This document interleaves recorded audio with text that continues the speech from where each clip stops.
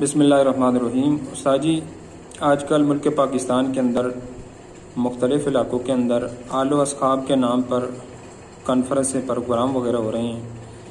ان میں نبی علیہ الصلوۃ والسلام کی آل پاک اور اصحاب رسول صلی اللہ علیہ وسلم کو آمنے سامنے لایا جا رہا ہے۔ اس کے متعلق آپ اپنی راہ پیش فرمائیں۔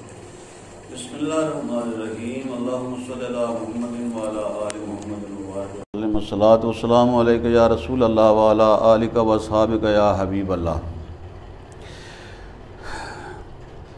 محترم، میری نظر میں جو کچھ میں سمجھ رہا ہوں وہ یہ ہے کہ میرے خیال میں یہ سید اور غیر سید کی تفریق ڈالی جا رہی ہے، اور دیکھنا یہ ہے کہ سادات گرامی نبی پاک صلی اللہ تعالیٰ علیہ وسلم کی آل اولاد ہیں، تو ان کے آباء میں یہ چیزیں نہیں تھیں۔ جہاں تک میرا مطالعہ ہے، حضرت علی رضی اللہ تعالیٰ عنہ کے ساتھ بہت کچھ ہوا، مگر ایک جملہ بھی ان کی زبان سے ایسا نہیں نکلا کہ جو غیر مہذب ہو یا اخلاق سے گرا ہوا ہو۔ اور اسی طرح امام حسین پاک کے ساتھ کیا کچھ نہیں ہوا، لیکن اس کے باوجود کوئی ایک لفظ بھی ان کی زبان سے ایسا نہیں نکلا کہ جو ان کے خاندانی اعزاز کو متاثر کرتا ہو۔ موجودہ سادات گرامی پر افسوس ہو رہا ہے، یہ اپنے آپ کو نبی پاک صلی اللہ تعالیٰ علیہ وسلم کی امت اور عام مسلمانوں سے دور کرتے جا رہے ہیں اور اپنے آپ کو الگ کرتے جا رہے ہیں۔ آج جو کانفرنسیں ہو رہی ہیں ان میں جو بولیاں بولی جا رہی ہیں اور جو کچھ کہا جا رہا ہے، کچھ عجیب قسم کی باتیں ہیں، افسوس ہو رہا ہے اور تعجب ہو رہا ہے۔ واپس آ جائیں قرآن اور حدیث پاک کی طرف، اللہ اور رسول کی طرف، تو سارے مسئلے حل ہو جائیں گے۔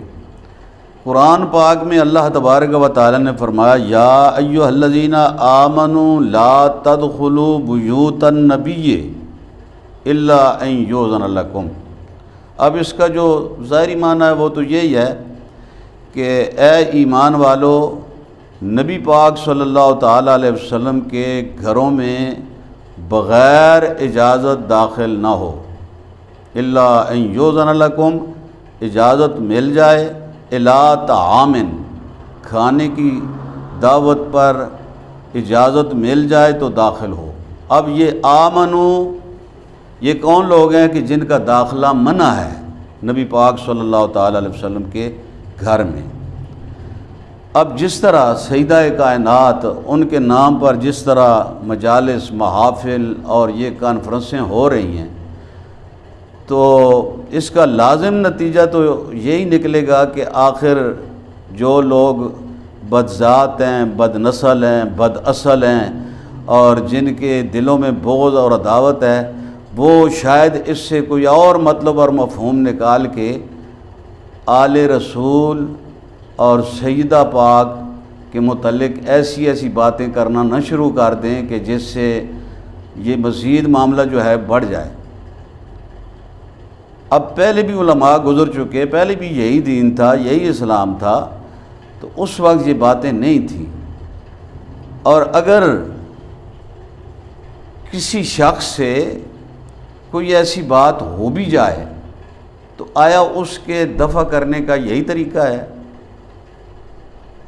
اس بات کے ازالے کا یہی طریقہ ہے؟ اب ایک طرف ہمارے ناسبی ہیں، دوسری طرف ہمارے جو ہیں وہ رافضی ہیں۔ رافضی تو خوش ہیں، جتنا آپ جیسے بھی حدیثیں بنائیں، اپنی تاریخی واقعات بنائیں، جیسی چیزیں بنا کے آپ شان آل بیت بیان کریں گے تو وہ تو خوش ہو جائیں گے کہ یہ آل بیت کی شان بیان کر رہے ہیں۔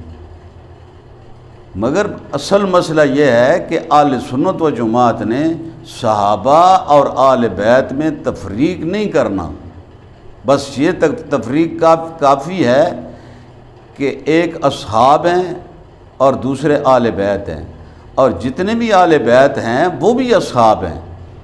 اصحاب یہ عام ہے لفظ اور آل بیت خاص ہے۔ اصحاب میں آل بیت بھی داخل ہیں، مگر اس کے باوجود اللہ تبارک و تعالی نے اصحاب کو فرمایا کہ اے ایمان والو، نبی پاک صلی اللہ تعالی علیہ وسلم کے گھروں میں بغیر اجازت کے داخل نہ ہو، کھانے کے لیے جب دعوت دیں تو بغیر اجازت کے داخل نہ ہو۔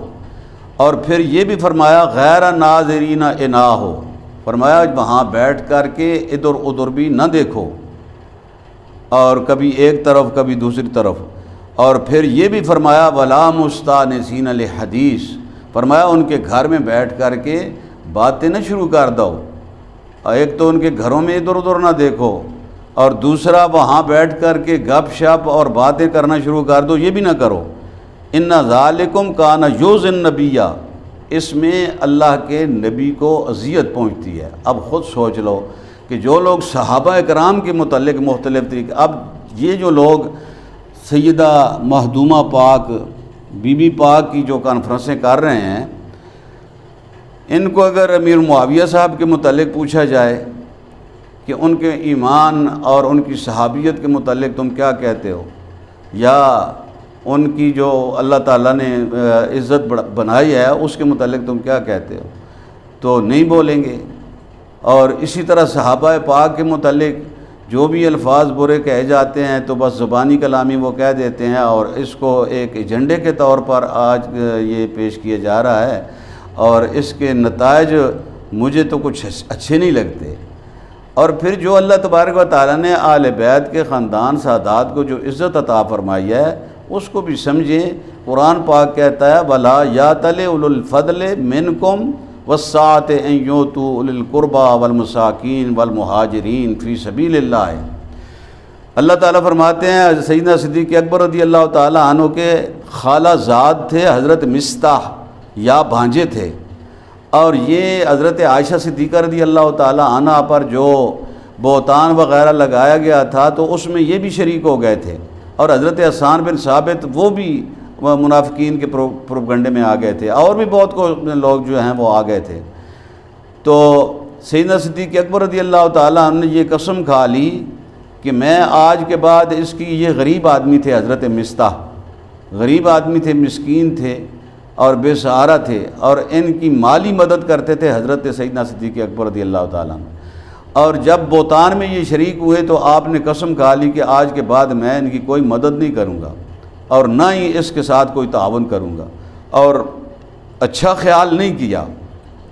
تو اللہ تبارک و تعالیٰ نے قرآن پاک میں فرمایا جو فضیلت والے لوگ ہیں، عزت والے لوگ ہیں، شان والے لوگ ہیں، ان کو قسمیں نہیں کھانا چاہیے۔ جن کو اللہ نے مال دیا ہوا ہے ان کو بھی نہیں قسمیں کھانا چاہیے۔ وہ رشتہ دار غریب جو ہیں ان کو بھی عطا کریں، مسکینوں کو بھی عطا کریں، مہاجرین فی سبیل اللہ کو بھی عطا کریں، اور وَلْيَعْفُوا وَلْيَصْفَحُوا، فرمایا معافی دے دیں اور درگزر کر دیں۔ تو آل بیت اور آل بیت کے خاندان اور سادات خاندان جو ہے ان کا تو یہ وتیرہ اور یہ طریقہ تھا، مگر آج جو کچھ کانفرنسوں میں ہو رہا ہے اور جو کچھ سنا جا رہا ہے، اللہ تعالیٰ معاف کرے کیا کچھ بن رہا ہے۔ تو اللہ تبارک و تعالیٰ نے فرمایا الا تحبون یغفر اللہ لکم، اللہ تعالیٰ نے فرمایا کہ تم ایسی قسمیں کھاتے ہو کہ ہم ان کی مدد نہیں کریں گے اور ان کو جو انہوں نے غلطی کیا اس کی معافی بھی نہیں دیں گے، تو کیا تم پسند نہیں کرتے ہو الا تحبون یغفر اللہ لکم، کیا تم پسند نہیں کرتے ہو کہ اللہ تعالیٰ تمہیں معاف کرے؟ واللہ غفور رحیم، اور اللہ غفور الرحیم بھی ہے۔ تو اس وقت ابو بکر صدیق رضی اللہ تعالیٰ عنہ نے جب یہ آیت سنی الا تحبون یغفر اللہ لکم، تو فوری طور پر آپ نے فرمایا بلا یا ربنا، بلا یا ربنا، بلا یا ربنا، انا نحب، ہم پسند کرتے ہیں کہ ہماری بھی معافی ہو جائے۔ تو سادات گرامی کو ان آیات کے پڑھنے کے بعد ان سے یہ چیز لینی چاہیے۔ اللہ نے جو عزت عطا فرمائی ہے، اعزاز عطا فرمایا ہے، تو اس کا تقاضا یہ نہیں ہے جو کچھ آج کل کیا جا رہا ہے، یہ تقاضا نہیں ہے۔ سادات گرامی اگر اپنے دل میں وسعت پیدا نہیں کریں گے اور وسعت ظرفی سے کام نہیں لیں گے تو پھر یہ ماحول بگڑتا جائے گا، اور آنے والے آنے والا وقت جو ہے اس میں اہل سنت و جماعت کا کیا حال ہوگا یہ پھر سب کے سامنے ہو جائے گا۔ اللہ تبارک و تعالی ہمیں سمجھ عطا فرمائے۔